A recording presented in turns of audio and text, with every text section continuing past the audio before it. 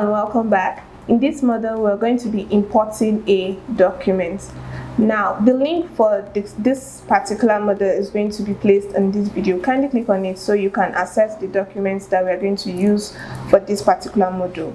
To import your document, you click on the Import tab and then you click on your files. Once you've downloaded your files, it's going to be saved on your system. For mine, I'm going to be clicking on my desktop. I'm just going to locate the file quickly. Okay, so I want to use all these documents, so I'm going to highlight all of them. And it's not all cases where you need to use all the documents. Sometimes it could just be one document that you need to analyze. But for this class, we're going to be analyzing all 4 documents.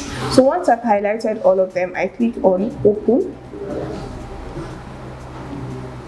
And then I click on Import.